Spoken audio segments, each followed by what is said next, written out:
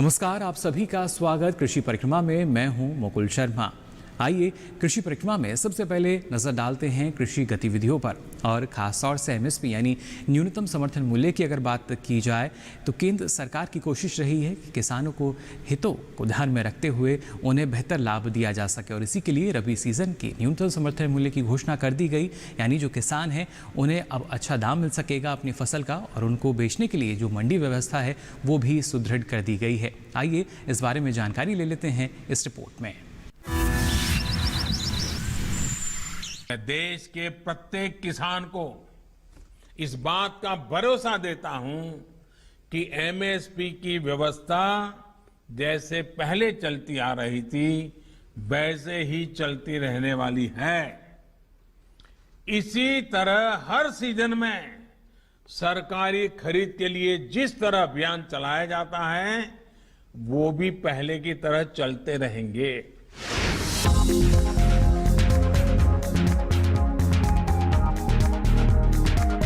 सरकार ने रबी फसलों के समर्थन मूल्य में जोरदार बढ़ोतरी की है। गेहूं, चना, सरसों, जौ और मसूर का समर्थन मूल्य बढ़ाया गया है। देश में न्यूनतम समर्थन मूल्य की व्यवस्था समाप्त नहीं होगी।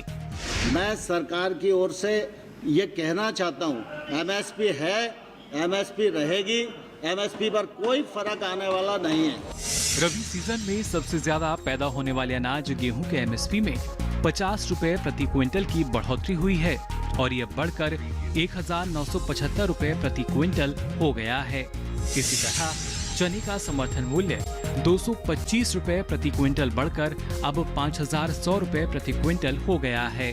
सरसों के समर्थन मूल्य में 225 रुपए प्रति क्विंटल की बढ़ोतरी हुई है और ये 4650 रुपए प्रति क्विंटल घोषित किया गया है। जबकि मसूर के समर्थन मूल्य को 300 रुपए प्रति क्विंटल बढ़ाकर 5100 रुपए और जौ के समर्थन मूल्य को 75 रुपए बढ़ाकर 1600 रुपए प्रति क्विंटल किया गया है।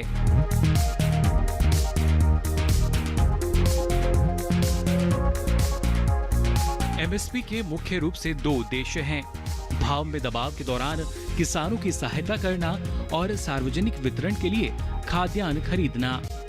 मोदी सरकार ने पिछले 6 साल के दौरान एमएसपी में काफी बढ़ोतरी की है, जिससे उत्पादन में जबरदस्त उछाल देखने को मिला है। कृषि लागत एवं मूल्य आयोग यानी CACP कुछ कारकों को ध्यान में रखते हुए न्यूनतम समर्थन मूल्य तय करता है। वो कारक इस तरह से हैं: विशेष जीन्स या जीन्सों के समूह की अर्थव्यवस्था की संपूर्ण संरचना, उत्पादन लागत, आदानों की कीमत में बदलाव और इनपुट आउटपुट मूल्य समानता। इनके अलावा मंडी की कीमतों में रुझान, मांग और आपूर्ति, अंतर फसलन मूल्य समानता और औद्योगिक लागत संरचना पर प्रभाव भी इन कारकों में शामिल है। साथ ही जीवन यापन की लागत पर प्रभाव, सामान्य मूल्य स्तर पर प्रभाव, अंतर्राष्ट्रीय मूल्य स्थिति, किसानों की ओर से भुगतान की गई कीमतों और प्राप्त कीमतों के बीच समानता के अलावा जारी कीमतों पर प्रभाव और राज्य सहायता के लिए बाधाओं की भी एमएसपी निर्धारण में विशेष भूमिका है। सरकार कृषि लागत एवं मूल्य आयोग की सिफारिशों, राज्य सरकारों और दूसरे संगत मंत्रालयों की राय को ध्यान में रखते हुए एमएसपी का निर्धारण करती है। आमतौर पर आकलन 3 तरह की गणना पद्धतियों पर आधारित होता है। इन्हें A2 पद्धति, A2+, FL पद्धति और C2 पद्धति कहा जाता है।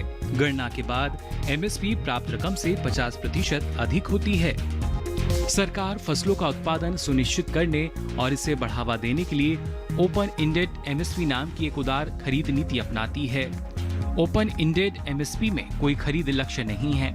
इसके बजाय सरकार FCI जैसी खरीद एजेंसियों को एमएसपी पर खरीद करने की अनुमति देती है। 2016 और 17 के दौरान देश भर में 20,50,000 किसान एमएसपी से लाभान्वित हुए थे। 2018 और 19 में यह बढ़कर 39,80,000 हो गया।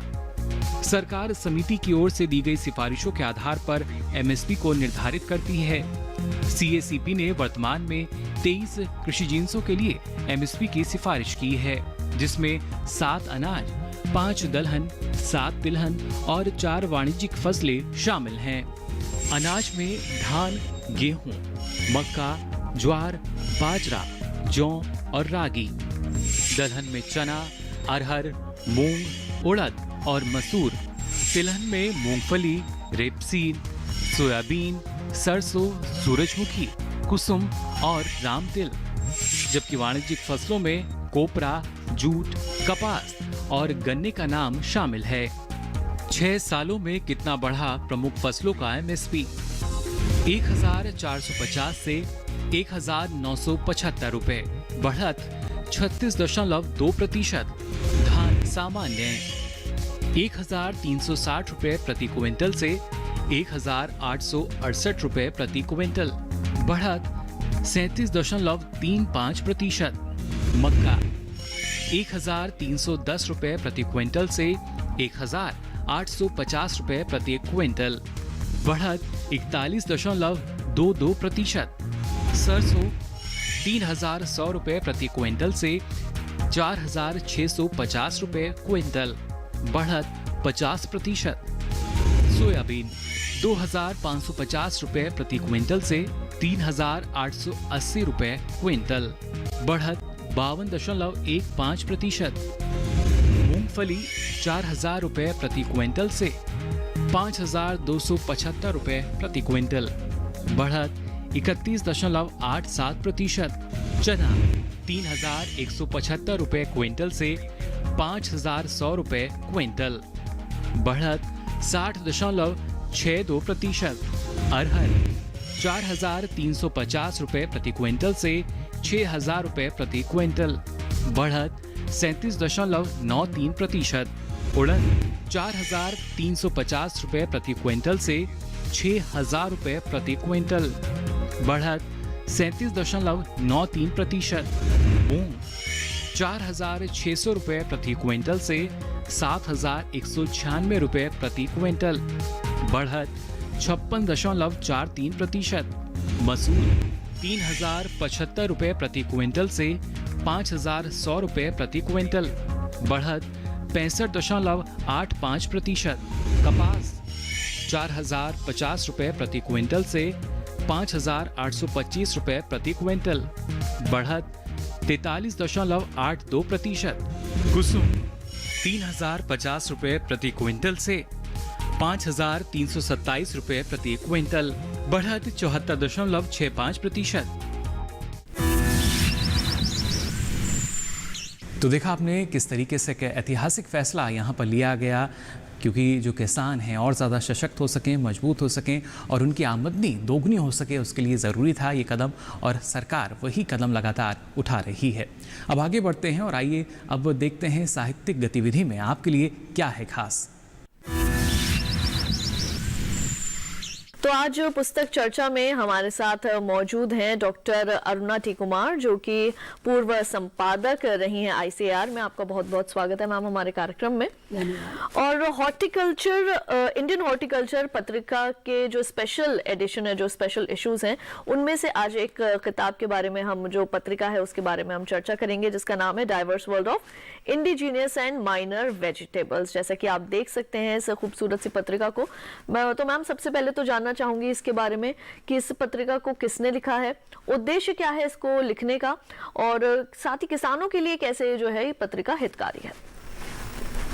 भारत में इतनी ज़्यादा डाइवर्सिटी है हमारी सब्जियों की कि उसका वर्णन बहुत ही मुश्किल है।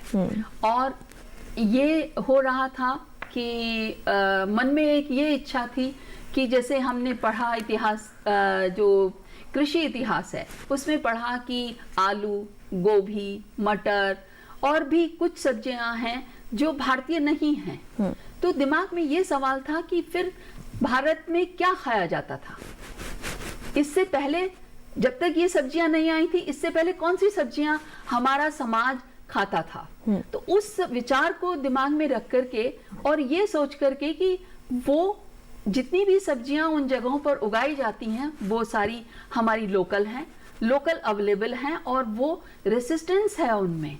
और पूरे हिंदुस्तान में, फिर मैं वही बात कहूंगी, इस पत्रिका को भी हमने इसी हिसाब से बनाया है कि कन्याकुमारी से लेकर के कश्मीर तक और नॉर्थ ईस्ट से लेकर के राजस्थान तक हमने हर तरह की जो भारतीय सब्जियां थी उन सब्जियों को, वहाँ कौन कौन सी सब्जियां जो लोकल हैं वो अवेलेबल हैं, उनको उगाया कैसे जा सकता है, इसके अलावा उनमें वैरायटी क्या है। मैं अब इसमें आपको दिखाना चाहूँगी, आपको देख करके आश्चर्य होगा कि हमारी मटर, हमारी जो सेम है, सेम की कितनी वैरायटीज हिंदुस्तान में अवेलेबल हैं।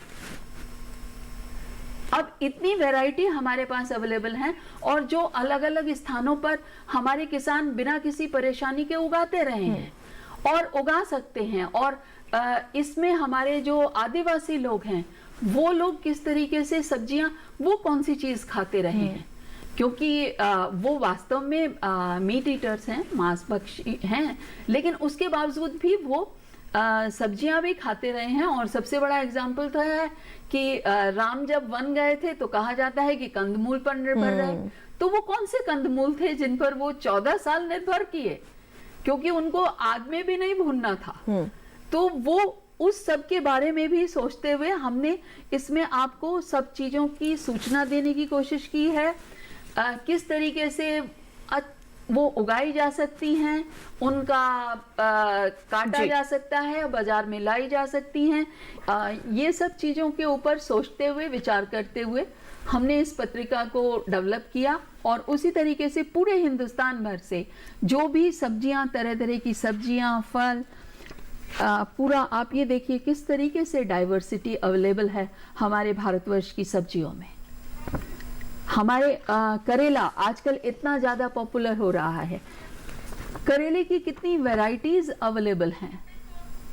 इन सब चीज़ों को दिमाग में रख के अगर हमारे किसान इन चीज़ों को उगाएंगे तो निश्चित तौर से उनको बहुत मूल्य प्राप्त होगा। तो मैम, ये जो पुस्तक है इसको हमारे किसान जो है वो कहाँ से प्राप्त कर सकते हैं, और क्या ये भी अंग्रेजी भाषा के अंदर ही है? ये पुस्तक भी अंग्रेजी भाषा में ही है, लेकिन ये हमको आप जब ICAR वेबसाइट पर जाएंगे तो वो वहाँ पर ये फ्रीली अवेलेबल है। आप इसको डाउनलोड कर सकते हैं। KVK के आप अपने वैज्ञानिक से पूछ सकते हैं कि आपके इलाके में कौन सी सब्जियां अच्छी उग सकती हैं, और उसकी सारी विधियां और पौष्टिक गुणवत्ता के बारे में भी इसमें बताया गया है। अब जैसे बथुए के बारे में मैंने बताया था, आप बथुआ जाड़े के मौसम में बहुत महंगा बिकने लगा है, तो उसको भी कैसे उगाया जाए और कौन कौन सी वैरायटीज अवेलेबल है, ये सब सूचना आपको पूसा से मिल सकती है। पूसा के दिल्ली केंद्र से आपको सूचनाएं प्राप्त हो सकती हैं और आप निश्चित तौर से एक अच्छी आमदनी कर सकते हैं। जी, और अगर कोई किसान इसे खरीदना चाहे तो इसका मूल्य कितना है, कहाँ से और जो है इसे प्राप्त कर सकता है? इस पुस्तक का मूल्य केवल 30 रुपए है, लेकिन सालाना इसका सब्सक्रिप्शन भी आप ले सकते हैं और हमारा जो बिजनेस मैनेजर ICAR हैं वहाँ से आप इसको मंगा सकते हैं और डाउनलोड कर सकते हैं वेबसाइट से, अगर आप कर सकते हैं। और अपने नवयुवक बच्चे को जो फेसबुक वगैरह जानता है उससे आप रिक्वेस्ट करेंगे, आप कहेंगे तो वो निश्चित तौर से आपको इसको देगा। और यंग एंटरप्रेन्योर्स इसको फ्री ले सकते हैं, अवेलेबल है। और इस पुस्तक में भी हम इसको डॉक्यूमेंटेशन के पर्पज से भी ये मैगजीन हमने बनाई है कि ये जेनेटिक रिसोर्स पर हिंदुस्तान का, भारत का हक है, ये भी ये मैगजीन साबित करती है, सिद्ध करती है। तो बिल्कुल मैम, आपका बहुत बहुत शुक्रिया, आप यहाँ आई और आपने इतनी बेहतरीन जानकारी इस पुस्तक के बारे में, इस पत्रिका के बारे में हमारे किसान भाइयों को दी। आपको बहुत बहुत धन्यवाद। और इसके साथ ही कार्यक्रम कृषि परिक्रमा में वक्त हो चला है एक छोटे से ब्रेक का। जल्द लौटेंगे वापस, कहीं मत जाइए, देखते रहिए दूरदर्शन के साथ।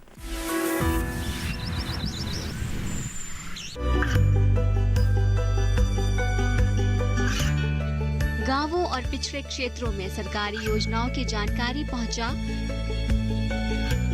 देश में कौशल और क्षमता विकास कर ग्रामीणों को सामाजिक बदलाव और विकास से जोड़ने की दूरदर्शन किसान की पहल चौपाल चर्चा देखें सोमवार से शुक्रवार सुबह 9 बजे। बीमारियों से कैसे बचेगी फसल, मवेशियों की मुश्किलों का क्या है हल, कहां से लाएं बीज, कितनी लगेगी खाद, किसानों के हर फोन का विशेषज्ञ देंगे जवाब।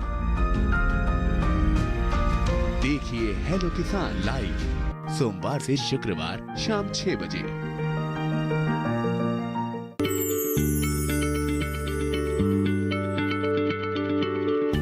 क्या आप किसी बीमारी से परेशान हैं? चाहते हैं डॉक्टर की सलाह? तो हम हैं आपके साथ, बताएंगे आपको जीने की राह। समस्याएं आपकी, समाधान देश के मशहूर विशेषज्ञों के। घर बैठे बात करें देश के जाने माने डॉक्टरों से। हमारे लाइव प्रोग्राम स्वस्थ किसान में हर शनिवार शाम 6 बजे से 7 बजे तक। ये कामयाबी है अन्नदाता की। ये कहानी है खेत और खलिहानों की।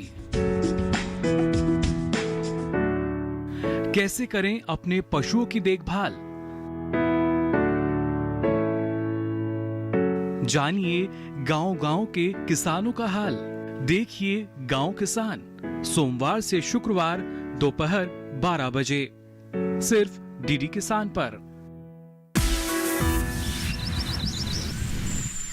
ब्रेक के बाद आप सभी का एक बार फिर स्वागत कृषि परिक्रमा में।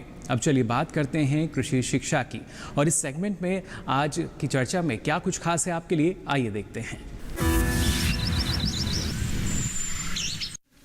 तो कृषि के संबंध में रोजगार प्राप्त किस तरह से कर सकते हैं, और उसके बारे में तमाम जानकारी देने के लिए हमारे साथ मौजूद हैं डॉक्टर राजबीर सिंह नागर जी। डॉक्टर नागर, आपका बहुत बहुत स्वागत है हमारे कार्यक्रम कृषि परिक्रमा में। सबसे पहले तो डॉक्टर नागर, मैं आपसे पूछना चाहूंगी कि कॉम्पिटेंट फैकल्टी जो है वो किस तरह से जो है वो प्रोवाइड करते हैं? देखिए, कॉम्पिटेंट फैकल्टी के लिए उसकी सतत ट्रेनिंग होना बहुत ज़रूरी है। आपने एमएससी पीएचडी कर लिया, लेकिन आप देखेंगे कि उसके बाद में भी जो परिदृश्य वो लगातार बदलता रहता है खेतीबाड़ी का, तो इसलिए उससे के मुतालिक जो ट्रेनिंग है वो बहुत ज़रूरी है। तो उसके लिए जो ये समर स्कूल है, विंटर स्कूल्स हैं, इनके माध्यम से ट्रेनिंग दी जाती है। सेंटर ऑफ एडवांस स्टडीज हैं, उनके द्वारा ट्रेनिंग दी जाती है। और प्लस इंटरनेशनल एक्सपोजर दिया जाता है। वो 3 महीने के लिए, 6 महीने के लिए विदेशों में जाके भी किसी अच्छी लैब में अपने आप को ट्रेन करके आ सकते हैं। जो लेटेस्ट टेक्नोलॉजी है उसको आत्मसात कर सकते हैं और फिर छात्रों को उसे अच्छे से समझा सकते हैं। तो ट्रेनिंग एक बहुत बड़ा पहलू है फैकल्टी को अपडेट करने के लिए।